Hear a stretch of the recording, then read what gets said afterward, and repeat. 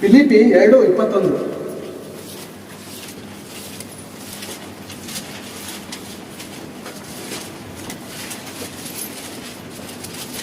ಎಲ್ಲರೂ ಸ್ವಕಾರ್ಯಗಳ ಮೇಲೆ ಮನಸ್ಸಿಡುತ್ತಾರೆಯೇ ಹೊರತು ಯೇಸು ಕ್ರಿಸ್ತನ ಕಾರ್ಯಗಳ ಮೇಲೆ ಮನಸ್ಸಿಡುವುದಿಲ್ಲ. ಯೇಸು ಕ್ರಿಸ್ತನ ಕಾರ್ಯಗಳ ಮೇಲೆ ಮನಸ್ಸಿಡುವುದಿಲ್ಲ ಅಂತ ಅನ್ಯರಿಗೆ ಹೇಳ್ತಾ ಇಲ್ಲ.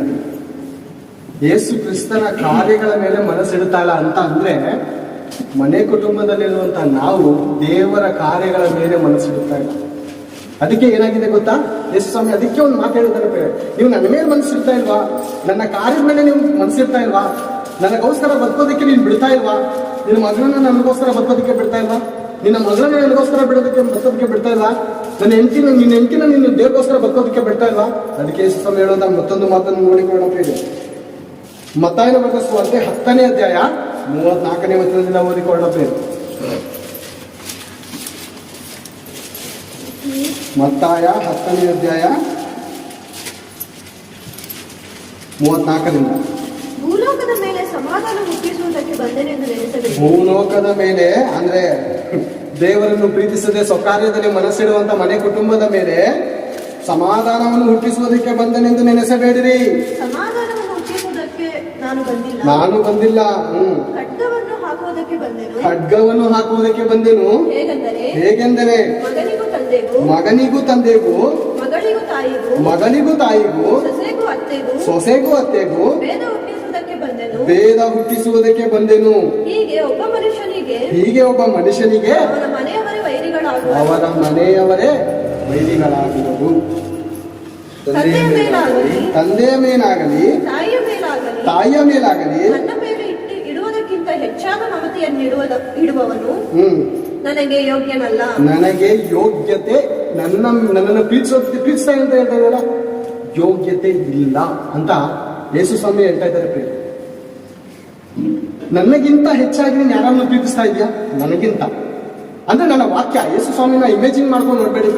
ಒಂದು ಮಾತು ನಾನು ಹೇಳೋದಕ್ಕೆ ಇಷ್ಟಪಡ್ತೀನಿ. ಯೇಸು ಸ್ವಾಮಿನ ಈ ಟಿವಿಗಳಲ್ಲಿ, ಫಿಲಮ್ಗಳಲ್ಲಿ, ಮತ್ತೊಂದರಲ್ಲಿ ನೋಡ್ಬಿಟ್ಟು ನಾವು ಹಾಡಾಡುವಾಗ ಅಷ್ಟೇ ಏನ್ ಮಾಡ್ತೀವಿ ಗೊತ್ತಾ, ಇಮೇಜಿಂಗ್ ತಗೋತೀವಿ. ಯೇಸು ಸ್ವಾಮಿ ಆ ರೀತಿ ಇದ್ದಾರೆ, ನಾನು ಎದೆ ಒಪ್ಕೊಂಡಿದ್ದೀನಿ, ಅವ್ರು ನನ್ನ ಎದೆ ತಪ್ಪಿಸ್ಕೊಂಡಿದ್ದೀವಿ, ನಾವು ಜಾಲಿಯಾಗಿದ್ದೀವಿ ಅಂತ ಆತರ ಅನ್ಕೋಬೇಡಿ. ಯೇಸು ಕ್ರಿಸ್ತನ್ ಏನಾಗಿದ್ದಾನೆ? ವಾಕ್ಯ. ಆ ವಾಕ್ಯ ನಮ್ಮ ಜೀವಿತದಲ್ಲಿ ನೆರವೇರ್ತಾ ಇದೆ. ಆ ವಾಕ್ಯವನ್ನು ನಾವು ಹಿಡ್ಕೊಂಡು ಆ ರೀತಿ ನಡೀತಾ ಇದ್ದೀವಿ ಅಂದ್ರೆ ಅವಾಗ ನಾವು ಹೇಳೋದಕ್ಕೆ ಸಾಧ್ಯ, ಯೇಸು ಕ್ರಿಸ್ತನನ್ನು ನಾನು ಪ್ರೀತಿಸ್ತಾ ಇದ್ದೀನಿ. ನಾವು ಮೋಸ ಹೋಗ್ತಾ ಇರೋದು ಎಲ್ಲಿ ಅಂತ ಹೇಳಿ ಇಮೇಜಿಂಗ್ ಮಾಡ್ಕೋತಾ ಇದ್ದೀವಿ, ಫ್ಲಾಶ್ ಮಾಡ್ಕೋತಾ ಇದ್ದೀವಿ. ಯೇಸು ಕ್ರಿಸ್ತನ ಮುಖವನ್ನು ನೋಡ್ಕೊಂಡು ಯೇಸು ಸ್ವಾಮಿನ ಯಾರನ್ನು ನೋಡಿದೀವ? ಇಲ್ಲಿರೋ ಶತಮಾನದಲ್ಲಿ ನಾವು ನೋಡಿದೀವ? ಸಿನಿಮಾಗಳಲ್ಲೋ ಟಿವಿಗಳಲ್ಲೋ ಅನೇಕ ಒಂದು ರೀತಿಯಲ್ಲಿ ನಾವು ನೋಡಿದೀವಿ. ಅನೇಕರು ಆ ಒಂದು ಕಲ್ಪನೆ ರೀತಿಯಲ್ಲಿ ಹಾಕಿ ಬಿಟ್ಟಿದ್ದಾರೆ. ಶಿಲ್ಬೆ ಹೊಡೆಯುವಂತ ಸಮಯದಲ್ಲಿ ಮುಂತಾದ ಫಿಲಮ್ಗಳೇ ತೆಗೆದಿದ್ದಾರೆ. ಅದ್ರ ಕೆಲವು ಫೋಟೋಗಳು ಏನ್ ಮಾಡಿದ್ದಾರೆ, ಇಮೇಜಿನ್ ಮಾಡಿ ಬಿಟ್ಟಿದ್ದಾರೆ. ಈ ಫೋಟೋಗಳು ನೋಡುವಂತ ನಾವೇನ್ ಮಾಡ್ತೀವಿ, ಹಾಡಾಡ್ಬೇಕಾದ್ನೋ ಇಲ್ಲ ವಾಕ್ಯ ಕೇಳ್ಬೇಕಾದ್ನೋ ಅಥವಾ ನಾವು ಏನೋ ಒಂದು ನೆನೆಸ್ಕೊಂಡು ದೇವ್ರನ್ನ ನೆನೆಸ್ಕೊಂಡು ನಾವು ಆರಾಧಿಸುವಾಗ ಯೇಸು ಕ್ರಿಸ್ತನ ಇಮೇಜಿಂಗ್ ಮಾಡ್ಕೊಂಡು ನಾವು ಏನ್ ಮಾಡ್ತಾ ಇದ್ದೀವಿ, ಆರಾಧಿಸ್ತೀವಿ. ನಾವು ನಿಜವಾಗ್ಲೂ ಮೋಸ ಹೋಗ್ತಾ ಇದ್ದೀವಿ. ಯೇಸು ಸ್ವಾಮಿ ಹೇಳುವಂತ ಮಾತೇನು ಗೊತ್ತಾ? ನನ್ನ ಆಜ್ಞೆಯನ್ನು ಕೈಕೊಂಡು ನಡೆಯುವವನೇ ನನ್ನನ್ನು ಪ್ರೀತಿಸುವವನು. ಅರ್ಥ ಆಯ್ತಾಯ್ತಾ ವಾಕ್ಯ? ನನ್ನ ವಾಕ್ಯವನ್ನು ಕೈಕೊಂಡು ನಡೆಯುವವನೇ ನನ್ನನ್ನು ಪ್ರೀತಿಸುವವನು ಅಂದ್ರೆ ಅರ್ಥ ಮಾಡ್ಕೊಳ್ಳಿ. ಯೇಸು ಸ್ವಾಮಿ ಇಮೇಜಿಂಗ್ ಅಲ್ಲ ನಾವು ಪ್ರೀತಿಸಬೇಕಾಗಿದ್ದು, ಯೇಸು ಸ್ವಾಮಿಯ ವಾಕ್ಯ. ಆ ವಾಕ್ಯ ನಾವು ಪ್ರೀತಿಸ್ತಾ ಇದೀವಿ. ಆ ವಾಕ್ಯಕ್ಕನುಸಾರವಾಗಿ ನಮ್ಮ ಜೀವಿತದಲ್ಲಿ, ನಮ್ಮ ಮನೆ ಕುಟುಂಬದಲ್ಲಿ ನಾವು ನಡೀತಾ ಇದೀವ ಅಂತ ಅನ್ಕೊಂಡ್ರೆ ಏನಾಗ್ತೀವಿ ಗೊತ್ತಾ? ನಾವು ಯೇಸು ಸ್ವಾಮಿನ ಪ್ರೀತಿಸ್ತಾ ಇದೀವಿ. ಆತನ ಆಜ್ಞೆಗಳನ್ನು ನಾವು ಏನ್ ಮಾಡ್ತಾ ಇದೀವಿ? ಪ್ರೀತಿಸ್ತಾ ಇದೀವಿ. ದೇವ್ರು ಹೇಳುವಂತ ಮಾತು, ಮೊದಲು ನನಗೋಸ್ಕರ, ನನ್ನ ರಾಜ್ಯಕ್ಕೋಸ್ಕರ ತಗೋಬೇಡ್ರಿ. ದೇವರ ರಾಜ್ಯಕ್ಕೋಸ್ಕರ, ನೀತಿಗೋಸ್ಕರ ತಗೋಬೇಡ್ರಿ. ಏನ್ ಬೇರೆ ಮಗನು ಒಬ್ಬ ದೇವ್ರ ರಾಜ್ಯಕ್ಕೋಸ್ಕರ ಕಷ್ಟಪಡಕ್ ಹೋಗ್ತಾ ಇದ್ದೇನೆ, ದೇವ್ರ ರಾಜ್ಯಕ್ಕೋಸ್ಕರ ಕಷ್ಟಪಡಕ್ ಹೋಗ್ತಾ ಇದ್ದೇನೆ. ಇವಾಗ ತಾಯಿ ಹೇಳ್ತಾಳೆ, ಮನೆ ತಿನ್ನೋದಕ್ಕೆ ಅನ್ನ ಇಲ್ಲ, ಇನ್ನು ಬೇರೆಯವ್ರ ಸೌಕರ್ಯ ನೋಡಕ್ ಹೋಗ್ತಾನೆ. ಅಷ್ಟು ಜನ ಅಂತಾರಲ್ವಾ, ಮನೆಗೆ ಏನು ಅಂತಾರ ಲೋಕದಲ್ಲಿ ಕೆಲವೊಂದು ಮಾತುಗಳು, ಮನೆಗೆ ಮಾರಿ ಊರಿಗೆ, ಮನೆಗೆ ಮಾರಿ ಊರಿಗೆ ಏನು ಅಂತಾರೆ ಬೇರೆ, ಉಪಕಾರಿ ಅಲ್ವಾ? ಲೋಕದವ್ರು ಹೇಳುವಂತದಲ್ಲ, ಕ್ರೈಸ್ತರ ಮಧ್ಯದಲ್ಲಿ ಇದು ನಡೀತಾ ಇದೆ. ಬೇರೆ ಮನೇಲಿ ಕಷ್ಟ ಐತೆ, ಮನೇಲಿ ನೋವು ಐತೆ, ನೀನೆಲ್ಲ ಹೋಗ್ತಾ ಇದೆಯಾ? ಮಗ ಇದಕ್ಕೆ ತಾನೇ ಹೋಗ್ತಾ ಇರೋದು. ಮಗನೇ ಕೊಟ್ಟಿಲ್ಲ ಅಂದ್ರೆ ನಿನಗೆ ಹೋಗ್ತಾ ಇದ್ದ, ಹೋಗ್ ಸಾಧ್ಯನೇ ಇಲ್ವಲ್ಲ. ಮತ್ತೆ ಹೆಂಡತಿ ದೇವ್ರ ಸೇವೆಗೋಸ್ಕರ ಹೋಗ್ತಾ ಇದ್ರೆ ಅನೇಕರು ಬೇರೆ ದೇವ್ರನ್ನ ನಂಬದೇ ಇರೋರು, ನಂಬೋರು ಕೂಡ. ಏನಮ್ಮ ಕೆಲ್ಸಕ್ಕೆ ಹೋಗಿ ಯಾಕೆ ರಜಾ ಕೊಟ್ಟಿದ್ದೆ, ಯಾಕೆ ಸ್ವಾರ್ಥ ಹೋಯ್ತೈತೆ, ಅಲ್ಲೋಯ್ತೈತೆ ಇಲ್ಲೋಯ್ತೈತೆ, ದುಡ್ದು ತಗೊಂಬಂದಾಕು, ಮನೆ ಬಾಡಿಗೆ ಕಟ್ಟಬೇಕು, ನಾನು ದುಡಿಯೋದಿಷ್ಟು, ನೀನ್ ದುಡಿಯೋದಿಷ್ಟು, ತಗೊಂಬಂದ್ ಕೈ ಕೊಡು ದುಡ್ಡು. ಕೆಲ್ಸಕ್ಕೆ ಹೋಗೋ ಯಾವ ಕೆಲ್ಸಕ್ಕೆ ಹೋಗ್ತಾ ಇದೆಯಾ? ಯಾವ ಸ್ವಾರ್ಥ ಹೋಗ್ತಾ ಇದೆಯಾ? ಈಗ ಮಾಡಿದ್ರೆ ಜೀವನ ಆಗುತ್ತಾ? ಅಂತ ಹೆಂಡತಿ ಗಂಡನ್ಗೆ, ಗಂಡ ಹೆಂಡತಿಗೆ. ಈ ಪ್ರಪಂಚದಲ್ಲಿ ಈ ಸ್ವಕಾರ್ಯದಲ್ಲಿ ಇದ್ದಾರೆ ಪ್ರಿಯರೇ. ಏನ್ ಕಾರ್ಯದಲ್ಲಿ ಇದ್ದಾರೆ ಇವರು? ಸ್ವಕಾರ್ಯದಲ್ಲಿ. ಯೇಸು ಸ್ವಾಮಿ ಏನ್ ಹೇಳಿದ್ರು ಗೊತ್ತಾ? ನನಗೆ ಒಂದು ದೇಹವನ್ನು ಸಿದ್ಧ ಮಾಡಿಕೊಟ್ಟದ್ದು ಏನಕ್ಕೋಸ್ಕರ? ನಾನು ಮದುವೆ ಮಾಡಿಕೊಂಡು 12 ಜನ ಮಕ್ಕಳನ್ನ ಪಡೆದು ಈ ಲೋಕದಲ್ಲಿ ಸರ್ವ ಸುಖಗಳನ್ನ ಅನುಭವಿಸೋದಕ್ಕೆ ನನಗೆ ಕೊಟ್ಟಿಲ್ಲ ದೇವರೇ. ನೀನು ನಿನ್ನ ಚಿತ್ತವನ್ನು ನೆರವೇರಿಸೋದಕ್ಕೆ ನಾನು ಈ ಭೂಲೋಕದಲ್ಲಿ ಬಂದಿದ್ದೇನೆ ಅಂತ ಯೇಸು ಸ್ವಾಮಿಯ ಹಾಗೆ ನಾವು ಹೇಳೋದಕ್ಕೆ ಆಗತ್ತಾ? ಇಬ್ರಿಯರ ಬರೆದ ಪತ್ರಿಕೆ 10ನೇ ಅಧ್ಯಾಯ 5ನೇ ವಚನ.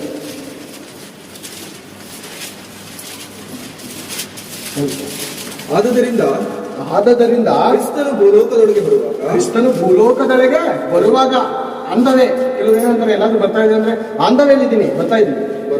ಬರುವಾಗ ದೇವರೇ ಯಜ್ಞ ನೈವೇದ್ಯಗಳು ನಿನಗೆ ಇಷ್ಟವಾಗಿರಲಿಲ್ಲ, ನನಗೆ ದೇಹವನ್ನು ಸಿದ್ಧ ಮಾಡಿಕೊಟ್ಟಿ ಮರೆಯಳ ಗರ್ಭದಲ್ಲಿ ಒಂದು ದೇಹವನ್ನು ಸಿದ್ಧ ಮಾಡಿಕೊಟ್ಟಿ ಸರ್ವಾಂಗ ಹೋಮಗಳಲ್ಲಿಯೂ ದೋಷ ಪರಿಹಾರಕ ಯಜ್ಞಗಳಲ್ಲಿಯೂ ನೀನು ಸಂತೋಷ ಪಡಲಿಲ್ಲ. ಏನ್ ಬೇರೆ ಅನೇಕರಿಗೆ ಪ್ರಶ್ನೆ ಏನ್ರಿ, ಹಳೆ ಒಡಂಬಡಿಕೆಯಲ್ಲಿ ಅನೇಕರು ಕ್ರೈಸ್ತ ವಿರೋಧಿ ಬಿಟ್ಟಿದ್ದಾರೆ ಬೇರೆ. ಒಂದೊಂದು ಮಾತಲ್ಲೂ ತಪ್ಪಿಡುವಂತವ್ರು ಅನೇಕರಿದ್ದಾರೆ. ಪಾಪ ಅಮಾಯಕರು ಸ್ಟಾರ್ಟಿಂಗ್ ಇಂದವರೆಗೂ ಕೊನೆಯವರೆಗೂ, ಆದಿ ಕಾಂಡದಿಂದ ಪ್ರಕಟಣೆಗಳವರೆಗೂ ಓದಲ್ಲ ವಾಕ್ಯ. ಎಲ್ಲೋ ಒಂದು ಪಕ್ಷ ಒಂದು ಅಲ್ಲಿ ಮಧ್ಯದಲ್ಲಿ ವಾಕ್ಯನ ಹುಡುಕ್ಬಿಟ್ಟು ಅನೇಕರು ಫೇಸ್ಬುಕ್ ಅಲ್ಲಿ ಹೊಡೆದಾಡ್ತಾ ಇರ್ತಾರೆ, ಜಗಳ ಆಡ್ತಾ ಇರ್ತಾರೆ. ಯಾವ್ದೋ ಒಂದು ಮಾತಿರ್ಬೋದು. ದೇವ್ರು ಹಿಂಗೆ ಹೇಳ್ತಾರೆ, ಯಜ್ಞ ನೈವೇದ್ಯಗಳು ಇಷ್ಟ ಇಲ್ಲ ಅಂತ. ಮತ್ತೆ ಹಳೆ ಒಡಂಬಡಿಕೆಯಲ್ಲಿ ಯಜ್ಞಗೊಳಿಸ್ಬಿಡಿ, ನನಗೆ ಗುರಿಗಳು ಕೊಡ್ರಿ, ದನಗಳು ಕೊಡ್ರಿ ಅಂತ ಹೇಳುವುದೇ ದೇವರಲ್ಲ. ಯಾಕೆ ಹೇಳಿದ್ರು ಅಂತ ಅರ್ಥ ಇದೆ ಅಂತ ಯಾರಿಗಾದ್ರು ಅರ್ಥ ಇದೆ ಯಾಕೆ ಹೇಳಿದ್ರೆ ಅಂದ್ರೆ 3 ಕಡೆಯವರೆಗೂ ಅರ್ಥ ಮಾಡ್ಕೊಳ್ಳೋದು. ಆದಿಕಾಂಡದ ಪ್ರಕಟಣೆವರೆಗೂ ಹೋದಲ್ಲ, ಸೆನ್ಸಿದ್ರೆ ಹುಡುಕೋತಾರೆ. ಲೌಕಿಕವಾದ ಫಿಲಮ್ ಅಪ್ಪ, ನೀನು ಫಿಲಮ್ ನೋಡ್ತಿಲ್ಲಪ್ಪ, ಆ ಫಿಲಮೇ ಇಂಟ್ರೋಲ್ ಮೇಲೆ ಹೋಗ್ಬಿಟ್ಟು ಎಲ್ಲೆಲ್ಲೋ ಸುತ್ತಾಡ್ಕೊಂಡು ಬಂದು ಫಿಲಮ್ ಆದ್ಮೇಲೆ ಬಂದು ಕೂತ್ಕೊಂಡು ನೀನ್ ಗ್ಯಾಸ್ ಸೇರಿಸ್ತಾರೆ, ಅಲ್ಲಿ ಯಾರು ನಿಮ್ಗೆ ಅರ್ಥ ಆಗುತ್ತಾ? ಫಿಲಮ್ ಏನಾದ್ರು ಅರ್ಥ ಆಗುತ್ತಾ? ಕಡೆವರೆಗೂ ನೋಡ್ಬೇಕು ಇಂಟ್ರೋಲ್ ಮೇಲೆ ಏನಾಯ್ತು ಅಂತ. ಇಲ್ಲ ಇಂಟ್ರೋಲ್ ಆದ್ಮೇಲೆ ಬಂದು ಫಿಲಮ್ ನೋಡ್ಬಿಟ್ಟು ಸ್ಟಾರ್ಟಿಂಗ್ ಏನಾಯ್ತು ಅಂತ ಗೊತ್ತಾಗುತ್ತಾ? ಅರ್ಥ ಆಗಲ್ಲ. ಇನ್ನೊಬ್ರು ಕೇಳ್ಬೇಕಾಗತ್ತೆ. ಅವ್ನು ಹೇಳ್ತಾನೆ ಕಥೆನ, ಅದಕ್ಕೆ ಅಂತ ಕೇಳ್ಕೊ ಬಂದು ಎಷ್ಟೋ ಜನ ಫೇಸ್ಬುಕ್ ಅಲ್ಲಿ ಏನ್ ಮಾಡೋರು ಕೆದಕ್ತಾ ಇರ್ತಾರೆ ಯೇಸು ಕ್ರಿಸ್ತನ ಮಾತುಗಳು. ಅದನ್ನ ಹೇಳೋಂತ ಮಾತೇನ್ ಗೊತ್ತಾ? ನಾನು ಈ ಲೋಕಕ್ಕೆ ಬಂದಿದ್ದು ನನ್ನ ತಂದೆಯ ಚಿತ್ತವನ್ನು ನೆರವೇರಿಸಬೇಕು. ಯಜ್ಞ ನೈವೇದ್ಯಗಳು ಯಾಕಪ್ಪನೇ ಕೊಟ್ಟರು ಅಂತಂದ್ರೆ, ಬೇರೆ ಸ್ಕೂಲ್ಗೆ ಎಷ್ಟೋ ಜನ ಕ್ಲಾಸ್ಗೆ ಚಕ್ಕರ್ ಹೊಡೆದಾಗ ಏನ್ ಮಾಡ್ತಾರೆ ಅಂದ್ರೆ ಪನಿಷ್ಮೆಂಟ್ ಕೊಡ್ತಾರೆ. ಡೈಲಿ 5 ರೂಪಾಯಿ ತರಬೇಕು. ನೀನ್ ಏನಾದ್ರು ಸ್ಕೂಲ್ ಬರ್ಲಿಲ್ಲ ಅಂದ್ರೆ ನಿಮ್ಮ ಅಪ್ಪ ಅಮ್ಮನ ಹತ್ರ 5 ರೂಪಾಯಿ 10 ರೂಪಾಯಿ ನೀನ್ ಏನ್ ಮಾಡ್ಬೇಕು, ಫೈನ್ ತಗೊಂಡ್ಬರ್ಬೇಕು. ಇದೊಂಥರ ರೂಲ್ಸ್ ಆಗಿದೆ. ಇನ್ನೊಂದು ರೂಲ್ಸ್ ಏನಂತಂದ್ರೆ, ನಾವು ಎಲ್ಲ ಸ್ಕೂಲಲ್ಲಿ ಓದ್ಬೇಕಾದ್ರೆ ಬಸ್ಗೆ ಓಡಿಸ್ತಾ ಇರುತ್ತೆ. ಹೆಣ್ಮಕ್ಳುಗಳೆಲ್ಲ ಇರೋರು ಇಲ್ಲಿ ಕಿವಿ ಹಿಡ್ಕೊಂಡು ಬಸ್ಗೆ ಓಡಿಸ್ಬೇಕಾದ್ರೆ ಏನಾಗೋರು ಅಂದ್ರೆ ಹೆಣ್ಮಕ್ಳೆಲ್ಲ ನಕ್ಕೋರು, ಮೇಷ್ಟ್ರು ಹೇಳೋರು ನಗಿ ಅಂತ. ಯಾಕಂದ್ರೆ ಅವಮಾನ ಆಗ್ಬೇಕು ಇವ್ರಿಗೆ ನಾಚಿಕೆ ಆಗ್ಬೇಕು. ಏನು ಡೈಲಿ ನನ್ನ ತಾತ ಸತತ, ನಮ್ಮ ಅಪ್ಪ ಸತತ, ನನ್ನ ತಾಯಿ ಸತತ ಅಂತ ಬರ್ತಾ ಇರ್ತಾನೆ. ಇವನು ಎಲ್ಲಾರ್ಗೂ ಸಾಯಿಸ್ಬಿಟ್ಟು ಒಬ್ಬ ಬದುಕೊಂಡು ನೀನು ಯಾವಾಗ ಸಾಯ್ತೀಯ? ಬಸ್ಗೆ ಹೊಡಿತಾ ಇರ್ತಾನೆ, ಮಾನ ಮರ್ಯಾದೆ ಹೋಗ್ತದೆ, ನಾಚಿಕೆ ಆಗ್ಲಿ ಅಂತ ಏನ್ ಮಾಡ್ತಾರೆ, ಬಸ್ಗೆ ಓಡಿಸ್ತಾರೆ ಬೇರೆ. ಯಾಕೆ ಗೊತ್ತಾ ದೇವರ ಆಜ್ಞೆ ಕೊಟ್ಟಿದ್ದು? ಇವ್ರಿಗೆ ಒಂಚೂರು ತಿಳುವಳಿಕೆ ಬರಲಿ. ಯಾವಾಗಲೂ ಬಲಿನೇ ಅರ್ಪಿಸೋದಲ್ಲ, ತನ್ನನ್ನು ತಾನು ದೇವರಿಗೆ ಸಜೀವ ಯಜ್ಞವಾಗಿ ಅರ್ಪಿಸಿಕೊಳ್ರಿ ಅಂತ ನಾವು ನೋಡ್ತಿದ್ದೇವೆ. ರೋಮನ ಬರೆದ ಪತ್ರಿಕೆ 12ನೇ ಅಧ್ಯಾಯ 1ನೇ ವಚನದಲ್ಲಿ ತೆಗೆಯೋದು ಬೇಡ. ಆ ವಚನದಲ್ಲಿ ಹೇಳುವಂತ ಮಾತ್ರ ನಿಮ್ಮನ್ನು ನೀವು ಅರ್ಪಿಸ್ಕೊಳ್ಳಿ. ಅದು ಒಂದು ಕಾಲದಲ್ಲಿ ಅಪ್ಪಣೆ ಕೊಟ್ಟೆ, ನಾನೇ ಕೊಟ್ಟಿದ್ದು, ನಾನೇ ತೆಗ್ದಾಕಿದ್ದೀನಿ. ಏನ್ ಬೇರೆ ಕಡ್ಲಾಕುವಂತ ಬೆಳೆಸುವಂತ ಮರವನ್ನು ಕಡ್ಲಾಕೋಕೆ ದೇವ್ರಿಗೆ ಅಪ್ಪಣೆ ಇಲ್ವಾ? ದೇವ್ರ ಶಕ್ತಿ ಇಲ್ವಾ? ದೇವ್ರಿಗೆ ಒಂದು ಅಧಿಕಾರ ಇಲ್ವಾ? ಇದೇ ಬೇರೆ. ಅದೇ ರೀತಿ ಏನ್ ಗೊತ್ತಾ, ಯೇಸು ಸ್ವಾಮಿಯ ಮಾತು, ತಂದೆಯಾದ ದೇವರ ಮಾತುಗಳು ಅರ್ಥ ಮಾಡ್ಕೋಬೇಕಂದ್ರೆ ಏನ್ ಮಾಡ್ಬೇಕಂದ್ರೆ ಆದಿಕಾಂಡದಿಂದ ಪ್ರಕಟಣೆ ಗ್ರಂಥವರೆಗೂ ಓದ್ಬೇಕು. ಓದಿ ಆಲೋಚನೆ ಮಾಡಬೇಕು. ಮನುಷ್ಯರಿಗೆ ಎಟಕಿಸುವಂತ ಜ್ಞಾನದ ರೀತಿಯಲ್ಲಿ ಆಲೋಚನೆ ಮಾಡೋಲ್ಲ, ದೈವಿಕ ಆಲೋಚನೆಯಲ್ಲಿ ಆಲೋಚನೆ ಮಾಡಿದ್ರೆ ದೇವರ ಮನಸ್ಸು, ದೇವರ ಮಾತುಗಳು ಅರ್ಥ ಆಗಿರ್ತದೆ. ಯೇಸು ಸ್ವಾಮಿ ಹೇಳಿದಂತ ಮಾತು ನಾವು ನೋಡಿಕೊಂಡಿದ್ದೇವೆ. ನಮಗೆ ಈ ಲೋಕದಲ್ಲಿ ಒಂದು ದೇಹವನ್ನು ಸಿದ್ಧ ಮಾಡ್ಕೊಟ್ಟಿದ್ದೆ. ಯಾಕೋತಾ ಈ ಲೋಕದಲ್ಲಿ ದೇವರ ಕೆಲಸ ಹೆಚ್ಚಾಗಿದೆ ಪ್ರೇರೆ. ದೇವರ ಕೆಲಸ 1 2 ನಾವು ಮೊದಲು ಏನ್ ಮಾಡ್ಬೇಕು? ದೇವರ ರಾಜ್ಯ, ದೇವರ ನೀತಿಗೋಸ್ಕರ ನಾವು ಏನ್ ಮಾಡ್ಬೇಕು? ತವಕ ಸಂಪಾದನೆಗೋಸ್ಕರನೋ, ಒಂದು ಮನೆ ಕಟ್ಟೋದಕ್ಕೋಸ್ಕರ, ಒಂದು ಸೈಟ್ ತಗೋಗೋಸ್ಕರ, ಒಂದು ಆಸ್ತಿಗೋಸ್ಕರ ಅಲ್ಲ ತವಕ. ಇಲ್ಲ ನಮ್ಮ ಮಕ್ಕಳಿಗೆ ಡಾಕ್ಟರ್ ಮಾಡ್ಬೇಕು, ಇಂಜಿನಿಯರ್ ಮಾಡ್ಬೇಕು, ಲಾಸ್ಟ್ ಬೆಂಕಿ ಕೆರೆಗೆ ತಳ್ಬೇಕನ್ನೋದು ನಮ್ಮ ತವಕ ಇರಬಾರ್ದು. ಏನ್ ಮಾಡ್ಬೇಕು? ದೇವರ ರಾಜ್ಯ, ನಾನು ಇವತ್ತು ಬದುಕಿದ್ದೀನಿ. ದೇವರ ಮಾತನ್ನು ಕೇಳಿದಂತ ನಾನು ಏನಾಗಿದ್ದೀನಿ, ಇವತ್ತು ಬದುಕಿದ್ದೀನಿ. ನನ್ನ ಹಾಗೆ ಅನೇಕರು ಬದುಕಬೇಕು.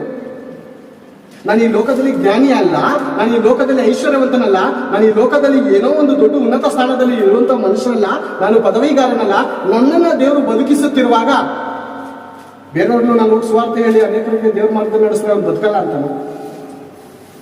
ದೇವ್ರು ಏನಕ್ಕೆ ಈ ಜೀವನ ಕೊಟ್ಟಿದ್ರು ಅಂತ ಒಂದು ಚೂರಾದ್ರೂ ಅರ್ಥ ಮಾಡ್ಬೋದಾಗಿದೆ ಅಂದ್ರೆ ನಾವು ಕ್ರೈಸ್ತರು ಇಲ್ಲ ಪ್ರೇರೆ. ದೇವ್ರಿಗೆ ಹೇಳುವಂತ ಯಾವುದೋ ಒಂದು ವಚನವನ್ನು ಇಟ್ಕೊಂಡು ಆತನು ಈತನ ಮೇಲೆ ಪ್ರೀತಿ, ಈತನ ಆತನ ಮೇಲೆ ಪ್ರೀತಿ, ತಂದೆ ತಾಯಿ ಮೇಲೆ ಪ್ರೀತಿ, ಮಾಡಿ ಪ್ರೀತಿ ದೇವರಿಗಿಂತ ನೋಡಿ ಕೆಳಗಡೆ ಹೇಳುವಂತ ಮಾತು ಆತನು ಮಮತೆ ನೀಡುವವನು ನನಗೆ ಯೋಗ್ಯನಲ್ಲ, ಮಗನ ಮೇಲಾಗಲಿ ಮಗಳ ಮೇಲಾಗಲಿ ನನ್ನ ಮೇಲೆ ಇಡುವುದಕ್ಕಿಂತ ಹೆಚ್ಚಾದ ಮಮತೆ ನೀಡುವವನು ನನಗೆ ಯೋಗ್ಯನಿಲ್ಲ. ಯಾರ ಪ್ರೀತಿಸ್ತಾ ಇದ್ದೀನಿ ನೀನು? ಈ ಲೋಕಕ್ಕೆ ಬಂದ ಮೇಲೆ ಸ್ವಾರ್ಥ ಆಗೋದಾ? ಸ್ವಾರ್ಥಿ ಆಗೋದಾ ನೀನು? ಓಕೆ, 10 ವರ್ಷ 12 ವರ್ಷ ಮನಸ್ಸಿಗೆ ಜ್ಞಾನ ಬರಲ್ಲ, ತಿಳುವಳಿಕೆ ಇರಲ್ಲ ಅಷ್ಟೊಂದು. ಬೆಳೆದಾದ್ಮೇಲೆ ಅದು ನೀನು ದೇವ್ರನ್ನ ಹುಡುಕೋದಕ್ಕೆ ಇಷ್ಟಪಟ್ಟ? ಫಿಲಮ್ದಾಗಿ ಹುಡುಕ್ತಾ ಇದೆಯಾ?